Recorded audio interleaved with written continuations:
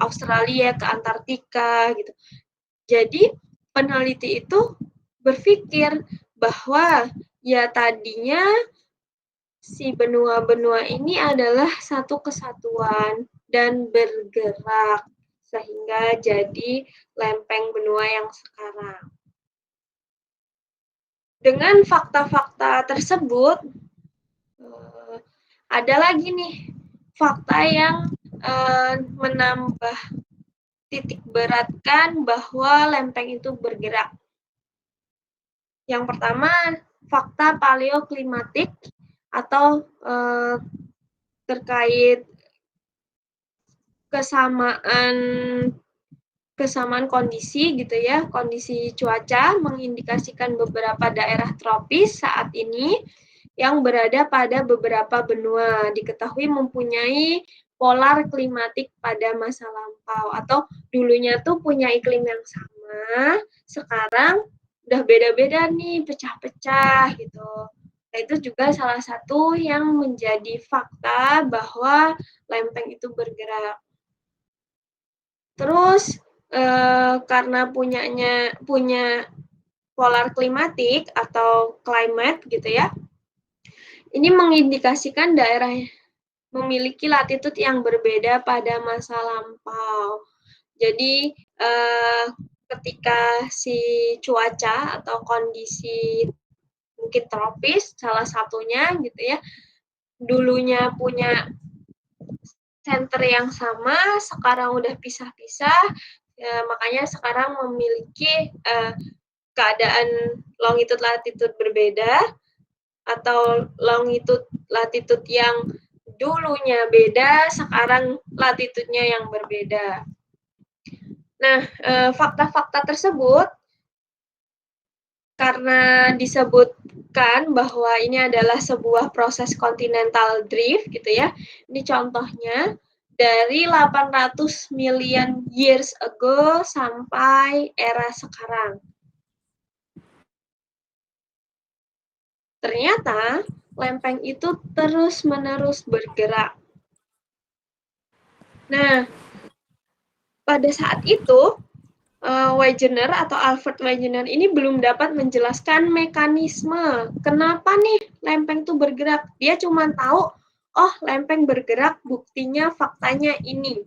Tapi proses kenapa lempeng itu bergerak, Albert ini belum tahu, belum dapat menjelaskan. Dan qadarulahnya nih, si Bapak Albert ini sudah meninggal sebelum teori ini jelas dibuktikan atau tidak lagi menjadi perdebatan. Jadi waktu beliau meninggal tuh teorinya masih diperdebatkan karena belum tahu, belum bisa menjelaskan mekanisme kenapa lempeng itu bergerak. Nah, kira-kira teman-teman ada yang tahu nggak kenapa lempeng itu bisa bergerak? Atau yang pengen ngasih pendapat nih?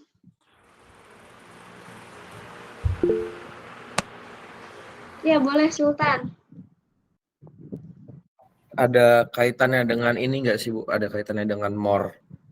MOR. MOR. Apa itu panjangannya? Mid-Ocean Ridge. Iya, Ibu, berkaitan dengan apa Mid-Ocean Ridge, di mana siklus lempeng itu kan selalu berputar, di mana ketika lempeng tersebut misalkan dari lempeng samudra menghantam dari lempeng benua itu kan nantinya dia bakal terjadi daerah subduction, kemudian siklus MOR itu berputar seperti itu, Ibu. Oke, kalau siklus MOR itu sendiri digerakin sama siapa kira-kira?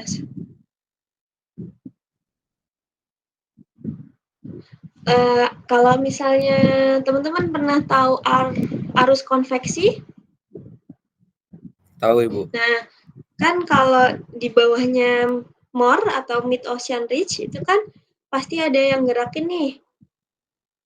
Nah, si arus konveksi tersebut yang menggerakkan perputaran atau menggerakkan magma menuju ke atas atau menggerakkan menggerakkan lempeng atau mantelnya kita itu bergerak. Nanti kita bahas itu gitu ya, bagaimana pergerakan lempeng terjadi. Nah, terima kasih nih insight dari Sultan bahwa oh iya Bu, ada loh namanya mid-ocean ridge atau zona divergen gitu ya, yang dari bawah laut, terus dia akan mendorong lempeng tersebut tersubduksi ke bawah sehingga memberikan atau menyebabkan pergerakan lempeng. Terus ada yang ingin menambahkan lagi?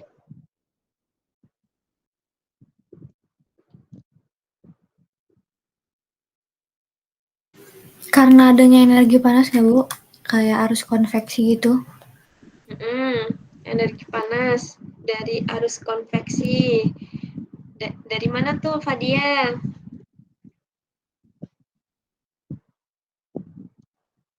Dari ini Bu, lempengnya, dari kerak. Ya, nanti kita coba lihat ya. Jadi ada mid-ocean ridge yang digerakkan oleh energi panas, yaitu arus konveksi yang ada di mantel kita. Kita coba ya, next. Nah, dulu 30 tahun teori Bapak Alford itu diperdebatkan sama ilmuwan-ilmuwan. Karena mereka pada saat itu tidak dapat menemukan mekanisme yang menyebabkan pergerakan lempeng atau benua gitu ya. Kemudian tahun 1960 ditemukan pegunungan di bawah laut dan pola alternating magnetic batuan pada permukaan lantai samudra. Atau pegunungan di bawah laut ini kita bisa slash atau garis miring mid ocean ridge gitu ya, yang mempunyai pola mengalterasi atau alternating magnetic batuan. Penemuan ini memulai pencerahan dalam menjelaskan mekanisme pergerakan lempeng atau continental drift. Bayangkan 30 tahun mereka berdebat belum tahu penyebab mekanisme pergerakan lempeng. Ya bersyukurnya kita hidup di zaman sekarang yang bisa gitu ya belajar bagaimana mereka tuh menemukan sebuah teori. Nah, nih alterasi magnetiknya atau alternating magnetiknya di laut itu menjelaskan bahwa ternyata orientasi atau arah magnetik dari satu medan batuan, nih contohnya ya, mereka bisa tahu di 1,2 miliar year ago itu arahnya ke arah sini, kemudian ternyata 0,8-nya di atas, terus 0,4-nya dia balik arah lagi gitu. Nah, karena perbedaan atau perubahan medan magnet pada batuan di bawah permukaan laut itu, jadi si peneliti itu kayak ini pasti ada yang menyebabkan perubahan medan magnet. Kira-kira medan magnet itu disebabkan oleh apa? Mungkin kalian ingat nih, kalau misalnya kita gosok-gosok sesuatu atau apa gitu ya, nanti dia punya, karena dia energi panas, dia punya medan magnet, atau karena energi listrik, dia punya medan magnet gitu ya. Nah, jadi itu adalah dasar-dasarnya. Kemudian karena mereka tadi udah punya hint gitu ya terkait medan magnet, pola magnetik, dan ternyata berulang setelah berapa ratus 0,8 berarti bedanya 0,2 miliar year ago gitu. Jadi mereka menggambarkan nih bahwa pegunungan di bawah laut atau yang disebut mid ocean ridge itu nih pertama nih ya, kan gunung nih, satu kesatuan sepanjang busur. Ketika dia mengeluarkan magmanya, maka si lantai samudranya itu akan punya lapisan-lapisan terus-menerus. Sehingga ketika di sini gitu ya, ketika gambar C, ini ibaratnya lapisannya sudah terbentuk lebih banyak. Terus mereka tahu nih pola dari magnetiknya. Yang pertama, ini normal gitu ya, normal, reverse, atau arah normal, terus kebalik, arah normal, kebalik gitu. Artinya dia menunjukkan perbedaan lava atau perbedaan magma yang dikeluarkan. Pembentukan oseanik pada lantai samudra ini mencerminkan bagaimana di dalam bumi itu keluar atau di dalam bumi itu memberikan dorongan gitu ya, atau terus-menerus memberikan dorongan sehingga lempeng-lempeng yang tadi kalau kita bahas gitu ya, ini kan keluar, terus mungkin di sini ada lempeng subduksi, lempeng samudra yang mensubduksi terus bergerak terus-menerus karena magmanya terus-menerus keluar. Nih, ilustrasinya gitu ya, ketika magmanya terus-menerus keluar, dia akan mendorong lantai samudra. Kemudian lantai samudra yang di bagian sini mengalami subduksi dan bersiklus, kayak cycle gitu. Terus yang di sini tuh ini menunjukkan bahwa lapisan ini itu dibentuk oleh magma. Terus ini terus-menerus gitu ya. Atau kita sebut teorinya jadi seafloor spreading. Yaitu mengusulkan bahwa zona reef pada mid-ocean ridge merepresentasikan area crustal atau lempengnya kita gitu ya, yang mengawali pergerakan lempeng. Ketika ditemukan teori seafloor spreading ini awal mula ilmu kebumian di approve gitu ya, atau si Bapak Albert Wegener ini, oh ternyata benar pergerakan lempeng ada yang menyebabkan pergerakannya. Kemudian sampai sini ada yang ingin didiskusikan?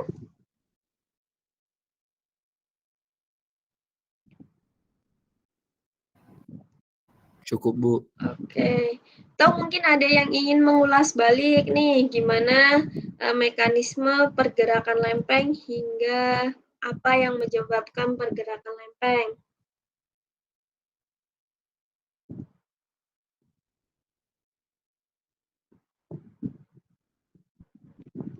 Mungkin Fatan bisa bantu menjelaskan ulang.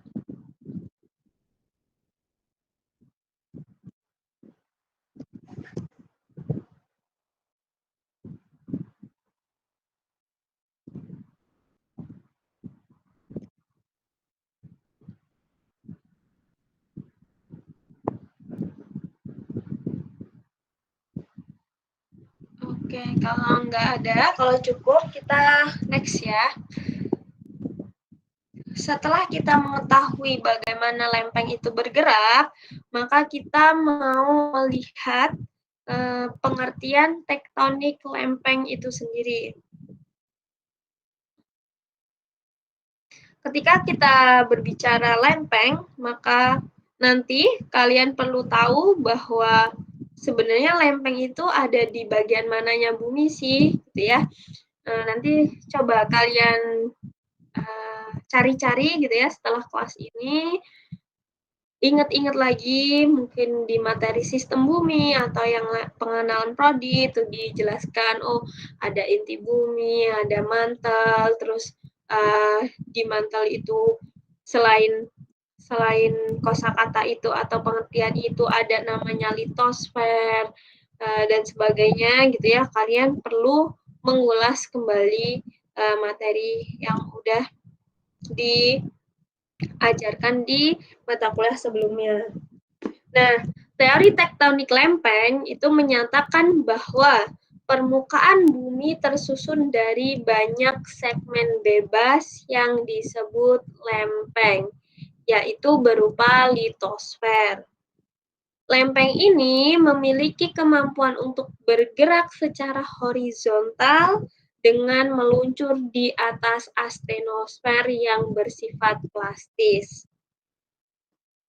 Jadi, nih, kalau kalian susah membayangkan gitu ya, si lempeng itu adalah punya dua gitu ya, ada di lapisan litosfer. Lapisan litosfer itu terdiri dari crustal dan uppermost solid mantle. Jadi mantle atas dan lapisan crustal itu litosfer. Kemudian astenosfer ada di bawahnya. Ini adalah mantel atas, ya, dari sini sampai sini itu mantel. Mantel atas dan keras disebut litosfer. Kemudian lapisan bawahnya itu astenosfer yang bersifat apa tadi? Astenosfernya bersifat plastis. Jadi si litosfer ini kayak bisa meluncur gitu di atas, karena dia bisa bergerak, maka ketika ada gaya yang menggerakkan, dia lebih mudah untuk bergerak. Kemudian, selain ada mantel, ada inti. Inti terbagi menjadi dua, yaitu inti dalam dan inti luar. Yang cair, inti yang dalam atau inti yang luar? Luar, Ibu. Luar. Oke, sip. Nah, ini adalah ilustrasi apa yang ada di dalam bumi kita gitu ya. Ingat-ingat bahwa si lempeng adalah di lapisan litosfer ini yang terdiri dari kerak dan mantel atas.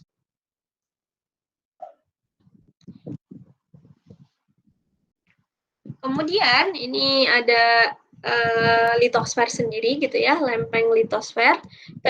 Ketebalannya itu 80 sampai 100 km dan ketebalan keraknya sendiri itu 5 sampai 7 km.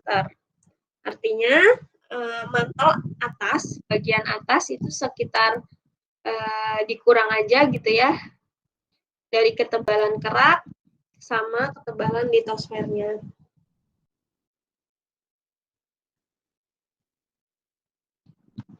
Kemudian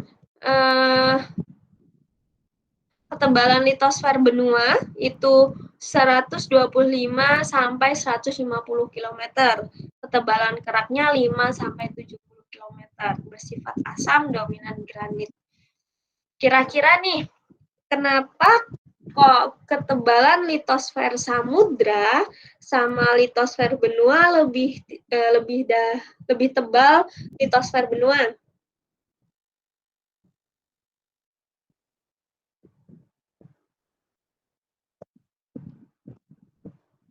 Kira-kira? Ya, boleh, Sultan.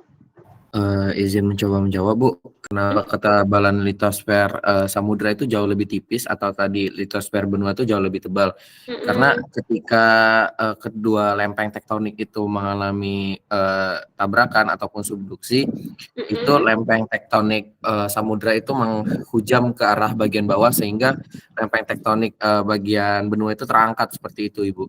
Jadi ketebalan litosfernya itu jauh lebih tebal yang di bagian benua. Wow, terima kasih banyak Sultan ya. Applause buat Sultan ya. Nah, itu tadi yang udah disampaikan dari Sultan. Itu betul, waktu ada proses subduksi, ketika lempeng samudranya menujam, maka lempeng benuanya akan terangkat gitu ya, sehingga ketebalannya pun akan semakin tebal atau semakin tinggi litosfer benuanya. Terima kasih ya Sultan.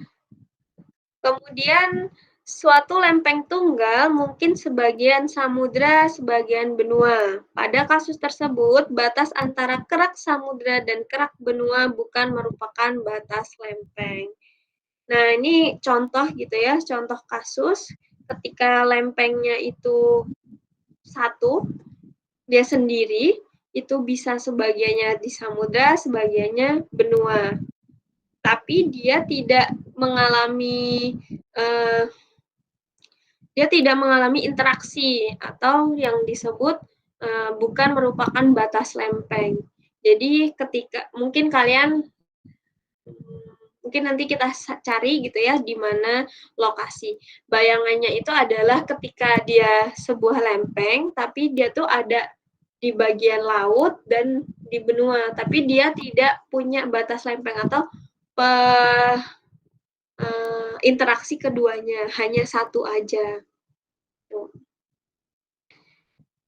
Nah, ini adalah konsep dasar tektonika lempeng modern yang dikemukakan setelah seafloor spreading di tahun 1960-an, yaitu litosfer bergerak.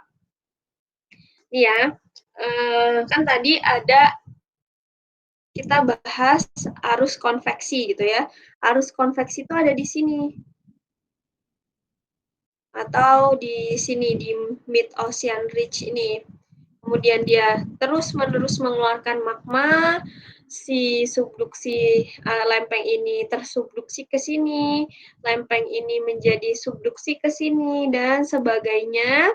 Sehingga, dan tidak hanya lempeng benua dengan lempeng samudra, melainkan ada juga interaksi benua dengan benua. Nah, 3 jenis batas lempeng yang ini gitu ya. Ada yang transform, kemudian ada yang konvergen, ada yang divergen. Itu batas lempeng. Kira-kira yang transform dari gambar ini yang mana?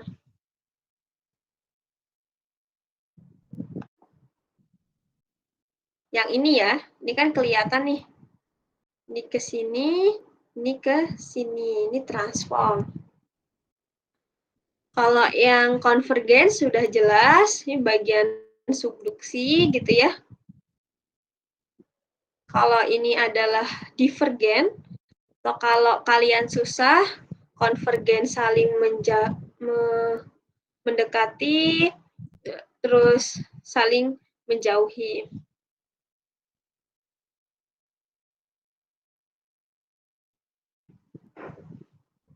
Nah, menurut teori tektonik lempeng, permukaan bumi terdiri dari lusinan lempeng rigid dengan ketebalan rata-rata paling kurang atau kurang kira-kira 50 mil. Ini contohnya gitu ya. Kalau bumi kita dibentangkan jadi di satu kertas, itu seperti ini. Dan batas-batas lempengnya ini udah dipetakan gitu ya, bahwa yang biru, panah biru itu subduction, yang panahnya orange atau dia punya dua arah yang berkebalikan, ini spreading atau divergen.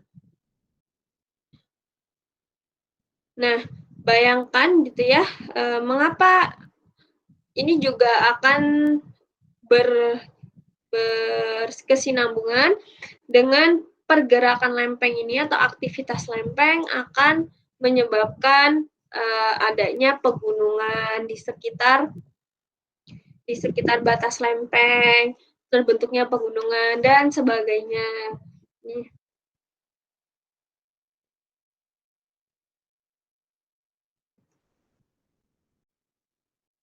Nah, Ini adalah arah pergerakan lempeng tektonik. Ini kan masih harusnya bisa ya. Ini misal contohnya ini Indonesia gitu ya. Indonesia adalah pertemuan 3 lempeng. Ini contohnya Australia.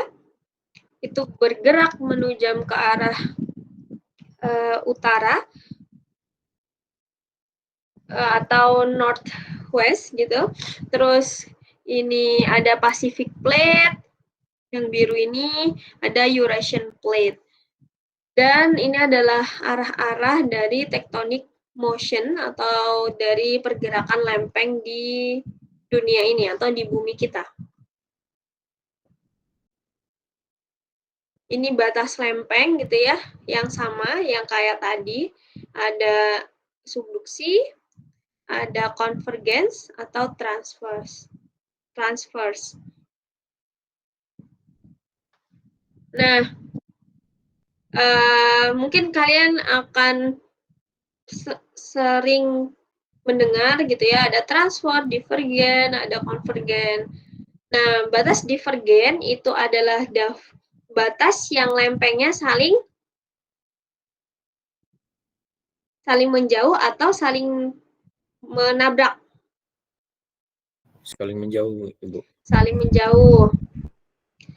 Contohnya di Mid-Atlantic Ridge, itu penyebab sea floor spreading, dan material baru bertambah saat lempeng itu, saat magma itu terus mengeluarkan lava gitu ya, atau magmanya keluar. Terus ada batas konvergen yang saling satunya itu tertumbuk masuk sehingga terjadi subduksi. Zona subduksi di sekitar kita yang kalian tahu, zona subduksi apa? Di mana? Di Pulau Sumatera ini area subduksi juga itu, Bu. Ya, betul. Di Sumatera, subduksi Jawa, atau yang lagi viral sekarang adalah megatrust ya. Nah, subduksi itu zona subduksi. Terus batas transparent. Ini jangan bingung ya, batas transparent itu apa? Kita bisa sebutnya transform. Jadi nanti kalau ada kata-kata transparent, jangan bingung. Itu adalah transform. Ketika dua lempeng yang saling bergerak berpapasan, ini lempeng ya, secara horizontal. Contohnya itu ada di sesar San Andreas.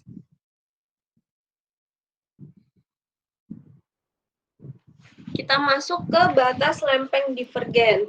Nah, batas lempeng divergen ini contohnya ketika magma menembus ke permukaan, dia akan terus-menerus memberikan pergerakan yang saling menjauh antara dua bagian blok A sini sama blok B.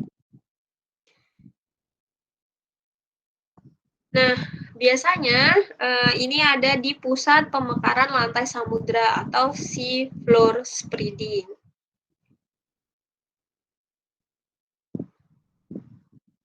Ini contohnya gitu ya, atau poin-poin penting. Punggung samudra atau batas divergen, ini yang di sini. Punggungan samudra, punggungan batas divergen yang ada di samudra atau di laut gitu ya. Kemudian ketika litosfer bergerak menjauhi batas lempeng, litosfer terus-menerus mendingin. Hal ini mengakibatkan dua konsekuensi utama, yaitu litosfer di bawah suatu titik lempeng akan menebal dan kedalaman lantai samudra bertambah. Nih, kan ini akan terus-menerus menebal ya. Jadi akan terus memberikan support material ke samudra. Kalau ditanya pada batas divergen ini, kebanyakan gempa bumi yang terjadi di sana adalah normal faulting. Karena nih, karena ada pergerakan lempeng tersebut kan menyebabkan pergerakan material ya, yang bisa menyebabkan gempa bumi. Nah, biasanya gempa bumi yang ada di sana itu mekanismenya adalah normal faulting atau pensesaran normal atau sesarnya dominan normal. Ini map di mana batas lempeng divergen atau yang saling menjauhi gitu ya. Kita jauh dari batas lempeng divergen karena kalau kalian lihat banyak di antara lempeng divergen ini di laut. Namun tidak menutup kemungkinan nih, contohnya di sini di India Ridge gitu ya, dia hingga ke benua. Selanjutnya ini contoh di Iceland. Iceland kutub gitu ya, merupakan daerah batas divergen yang muncul di atas permukaan laut. Nih. Jadi batasnya itu memotong gitu ya, memotong Iceland ke sini. Di mana lempeng yang saling menjauhi adalah North American Plate dan Eurasian Plate. Ini contohnya. Selain itu, ada juga zona divergen yang menggerakkan benua India beberapa juta tahun yang lalu. Dulunya nih, si India ini jauh dari Asia. Ya, ada batas lautnya. Ternyata semakin lama pergerakan lempeng itu membuat India itu tumbukan dengan lempeng Asia, dengan Asia di sini, dan muncul atau membentuk pegunungan Himalaya. Siapa yang pernah dengar pegunungan Himalaya?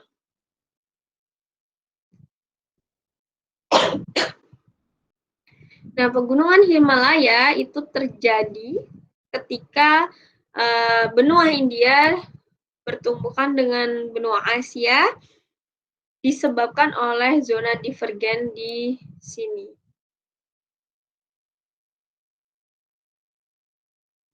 Selain divergen, kita masuk ke lempeng konvergen ya, merupakan batas pertemuan dua lempeng yang bergerak relatif saling mendekat. Sepertinya kalau konvergen ini lebih umum di kita karena kita dekat dengan zona subduksi atau yang disebut zona konvergen. Nah, katanya berada di sepanjang zona subduksi dan zona kolisi lempeng disebut sebagai zona destruktif atau berkemungkinan menyebabkan kerusakan gitu ya. Nah, konvergensi antara dua lempeng samudra, ini contohnya ketika satu lempengnya itu menujam ke bawah, ini berarti si subduksi itu nggak hanya lempeng samudra dengan lempeng benua, melainkan lempeng samudra dengan samudra. Contohnya ya, ini sama-sama lempeng samudra. Terus ini juga, ini sama-sama lempeng samudra. Selanjutnya konvergensi lempeng samudra dengan lempeng benua. Ini contohnya ada di yang paling dekat dengan kita, yaitu subduksi Sumatera, subduksi Jawa gitu ya. Ketika lempeng itu menujam, maka ada melting point atau yang meleleh. Lelehan itu bergerak menuju tekanan yang rendah atau bisa kita sebut adalah zona pegunungan atau gunung api. Selanjutnya gitu ya, ini antara benua dengan samudra. Kemudian benua dengan benua. atau kita sebut kolisi. Kalau subduksi itu samudra dengan lempeng benua, kalau yang benua dengan benua itu konvergensi atau kolisi. Dia menghasilkan gempa juga yang atau si lempeng ini akan membentuk, contohnya seperti ini gitu ya, ketika si gunung-gunung atau pegunungannya ini terlipat, terus ada keras atau kerak, sehingga kontinental kerasnya atau keraknya itu menujam ke bawah.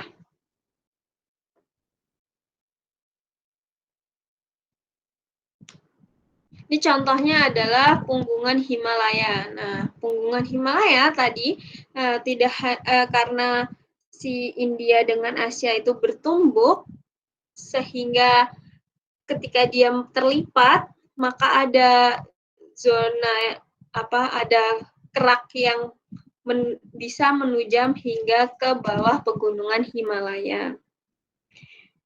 Ini sudah lama sekali gitu ya, 10 million years ago, dari 71 juta tahun yang lalu sampai 10 juta tahun yang lalu. Ini contoh model zona subduksi gitu ya. Nah, nanti kalian bisa lihat-lihat model zona subduksi Sumatera untuk lebih memahami gitu ya, gimana kita punya pegunungan barisan, kita punya subduksi, dan banyak feature-feature lain dari struktur geologi Sumatera. Untuk lebih jelasnya atau lebih banyak kita kulik, akan kita bahas di pertemuan ke-14. Namun lebih cepat lebih baik ya kalian tahu gitu bagaimana sih kalian tinggal di Sumatera, gimana proses pembentukan Sumatera dan sebagainya. Nah, ini contoh-contoh model zona konvergen. Ini masuk dari Nazca Plate ke South American Plate, Eurasian Plate ke dari Pacific Plate masuk ke Eurasian Plate, terus ini India Australian Plate ke Eurasian Plate.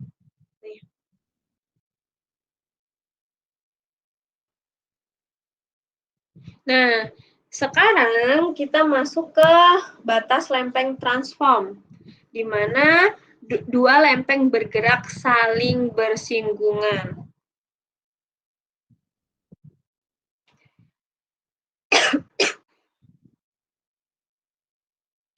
Nah, batas transverse atau transform atau transcurrent tadi tidak membentuk atau menghancurkan lempeng, karena dia pergerakannya kan saling berpapasan gitu ya.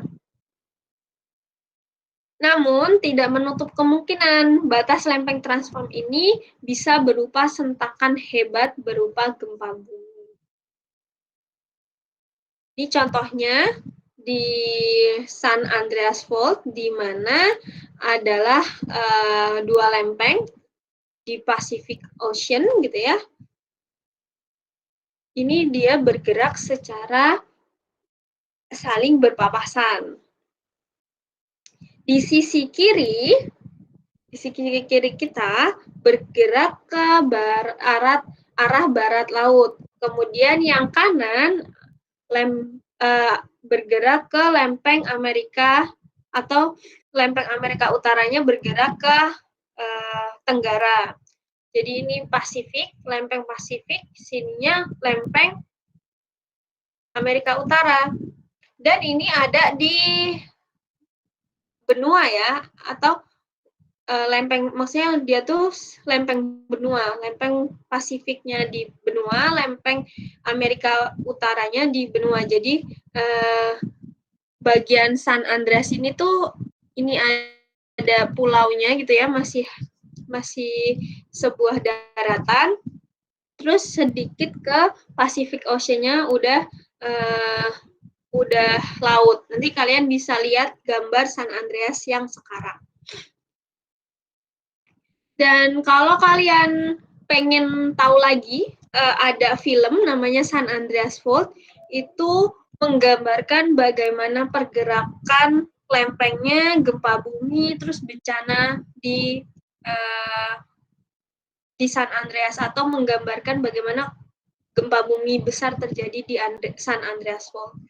Nah, itu kalian kalau suka nonton film gitu ya, salah satu yang bisa ditonton dan asik gitu ya adalah San Andreas Fault. Jangan bayangkan film itu kayak kuliah, karena pasti ada gimmick-gimmick yang lebih gitu ya yang membuat kita penasaran. Nah, ngomong-ngomong terkait San Andreas, karena transform, kita balik lagi gitu ya. Ada dua tipe, yaitu transform fault dan strike slip fault. Bedanya apa gitu? Kalau transform fault itu segmen ujung ridge, atau ketika si ocean floor spreading itu ujungnya itu kita sebut transform fault. Kalau strike slip fault yang menghubungkan berbagai kombinasi batas divergen dan konvergen. Nah, kenapa di San Andreas kita bisa sebut transform fault? Karena dia di ujung lempeng. Kalau strike slip fault, ini contohnya di Sumatera gitu ya, Sumatera strike slip fault. Itu karena menghubungkan berbagai kombinasi batas divergen dan konvergen. Maksudnya, si Sumatera Fault itu konon katanya atau berdasarkan penelitian itu karena pergerakan adanya zona subduksi di mana di Sumatera, kemudian lempeng benuanya Pulau Sumatera itu bergerak zaman dulunya gitu ya, sehingga menyebabkan strike slip fault atau sesar besar atau sesar geser Sumatera. Terus hal lain yaitu kekuatan gempa transform fault tergantung pada dua faktor, yaitu panjang dari lempengnya dan kecepatan dia berpapasan.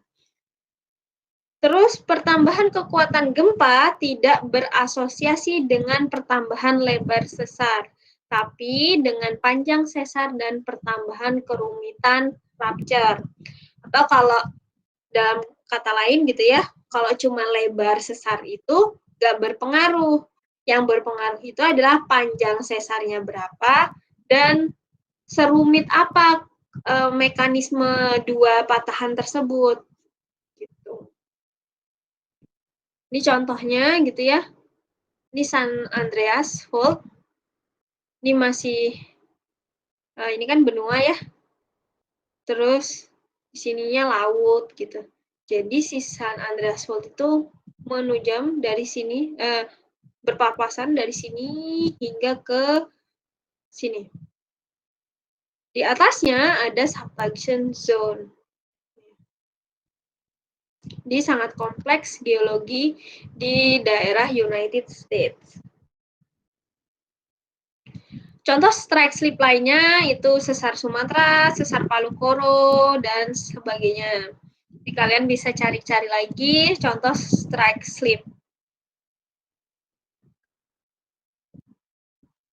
Nah, sampai sini ada yang ingin ditanyakan?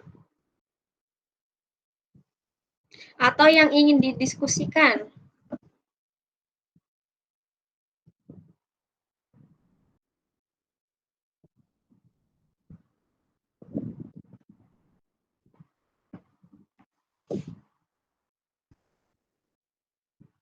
Cukup, Tidak Ibu. ada? Oke. Yang lain? Cukup, Bu. Oke. Nah,